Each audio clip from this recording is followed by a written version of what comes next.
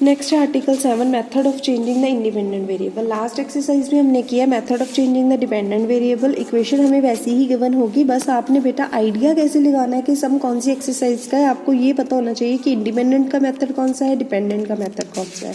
ठीक है, तो इंडिपेंडेंट में हमने क्या करना है, ये आर्टिकल पहले आपको थोड़ा सा बता रही हूँ मैं कि आपको इस तरह से d2y/dx plus pdy/dx plus qy equals to r की फॉर्म में इक्वेशन गिवन होगी। ठीक है, तो उसको हमने इस तरह से रिड्यूस करना है कि हमारी जो न्यू इक्वेशन है वो बन के आए d2y/dx z² plus p1dy/dz plus q1y equals to r1। ठीक है, ये बीच वाला मैं आपको नहीं अभी बता रही, हमने उस इक्वेशन को ट्रांसफॉर्म करना है in a new equation where d2y/dz² होगा और p1 q1 और r1 की वैल्यूज हम कैसे लेंगे, p dz/dx plus d2z/dx² divided by dz/dx का स्क्वायर q1 q/dz/dx का स्क्वायर r/dz मतलब सबको dz/dx के स्क्वायर से मल्टीप्लाई करना है। q1 is equals to q रहेगा, r1 r ही रहेगा, बस डिवाइड हो जाएगा इसके साथ, बस p1 की जगह p dz/dx प्लस d2y/dx² होगा। p की जो वैल्यू है जब हमने रिड्यूस करना है तो this term will equals to 0। तो कहते हैं हमने z इस तरह से चूज करना है कि जो p1 है हमारा 0 बन जाए। दैट मीन्स कि p1 हमने इसके इक्वल लिया, नीचे वाली टर्म 0 हो नहीं सकती। That means p dz/dx plus d2y/dx² जो हमारा न्यूमिनेटर है वो क्या बन जाए, 0 बन जाए। ठीक है, तो dz/dx को हम स्मॉल q के साथ इक्वेट कर लेते हैं, उसकी हम डिफ्रेंशिएट करके dp/dq माइनस pq आ जाएगा। ठीक है, dq/dq ये q इधर आ गया, dx इधर आ गया, हमने इसकी इंटीग्रेट कर दी, ये log q आ जाता है, इधर इंटीग्रल फंक्शन p का आ जाएगा, तो dz/dx इस फॉर्म में आ जाएगा हमारे पास। तो z की वैल्यू यहाँ से हमारी आ जाती है। तो उसी रिलेशन में हम क्या करते हैं, z की वैल्यू निकाल लेते हैं वहाँ से हम, क्योंकि जब हमारे पास z की वैल्यू आ जाएगी तो हम q1 की और r1 की भी वैल्यू इजीली निकाल सकते हैं। तो आपको अगर ये तीन वैल्यूज का पता है तो इजीली सम को हम निकाल सकते हैं। This is the only method to solve this equation. तो इसमें हमें एक इक्वेशन गिवन है d2y/dx² plus cot x dy/dx plus 4y cosecant square x equals to 0। इस फॉर्म में हमें एक वैल्यू गिवन है।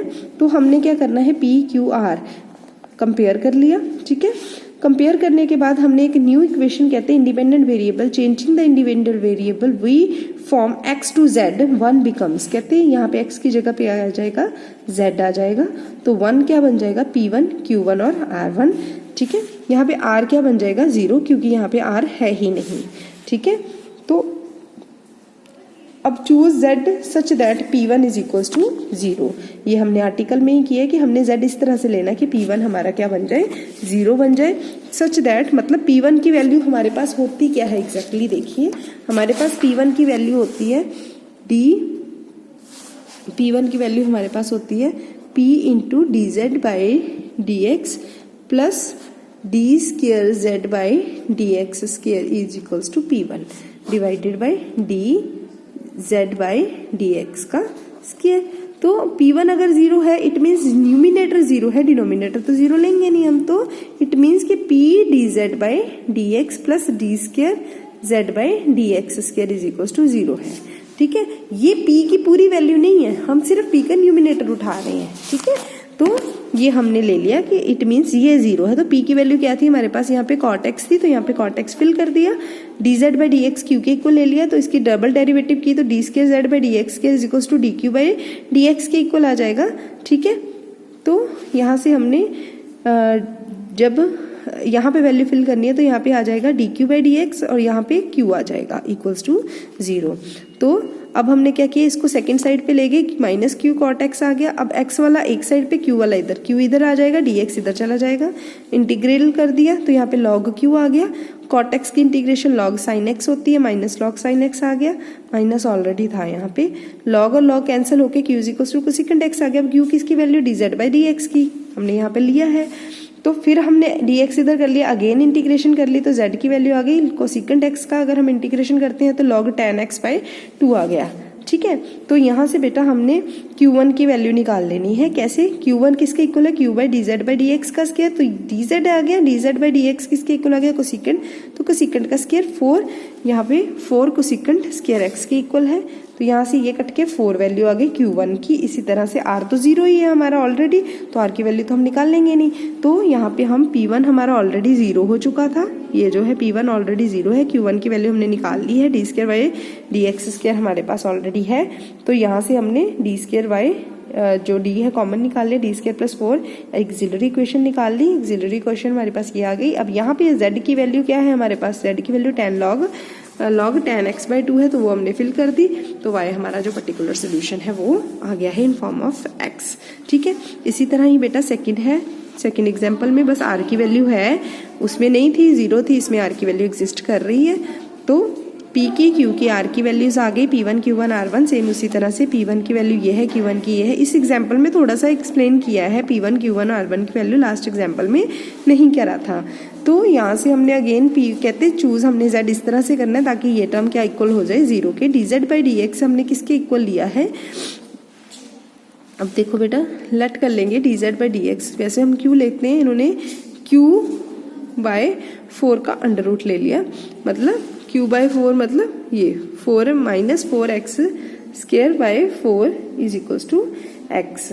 ठीक है, यहाँ से 4 और 4 कैंसिल हो गया, x स्क्वायर q मॉड लिया था, माइनस प्लस का कहते हैं मतलब नहीं लेना, क्योंकि हमने यहाँ पे अयोटा वाली टर्म नहीं बनानी, कॉम्प्लेक्स नंबर नहीं बनाना था। तो 4 से 4 x आ गया हमारे पास, तो z की वैल्यू बन गई x by 2, D square z by dx square is equals to 1 आ गया हमारे पास, ये आ गया ना z is equals to this. तो अगर this is equals to this, तो G square z by dx square हमारे पास किसके इक्वल आ गया, 1 के इक्वल आ गया। ठीक है, तो यहाँ से हमने क्या निकाल लेना, P1 की वैल्यू निकाल लेनी है। वैल्यू फिल करने के बाद Q1 की भी निकाल ली और R1 की भी निकाल ली। तीनों वैल्यूज निकालने के बाद हम क्या करेंगे, रिड्यूस कर देंगे 2 को, 2 रिड्यूस कर देंगे इसमें फर्स्ट वाली में। ये जो हमारे पास इक्वेशन हमने ये वाली न्यू वाली ली है, इसमें हम वैल्यूज क्या कर देंगे, फिल कर देंगे वैल्यूज।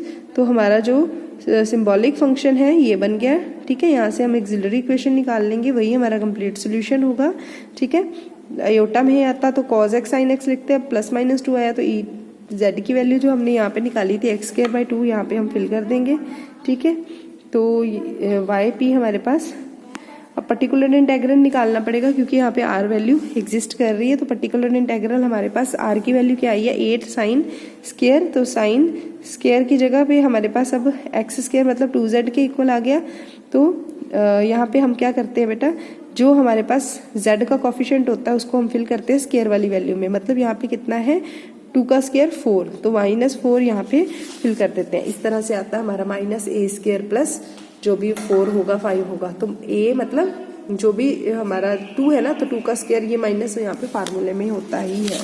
ठीक है, तो यहाँ से हम Y P is equal to minus sine 2x कर देंगे, तो 2x z की वैल्यू हमारे पास कितनी आ गई, x स्क्वायर है, तो Y P Y C plus P आ गया, auxiliary equation plus auxiliary equation जो हमारा कॉम्प्लीमेंट्री फंक्शन आया, प्लस ये जो हमारा पर्टिकुलर इंटेग्रल आया this plus this is equal to our complete solution. ठीक है, तो अगर इस समय कोई कंफ्यूजन है, कोई प्रॉब्लम है तो आप मुझे पूछ सकते हो।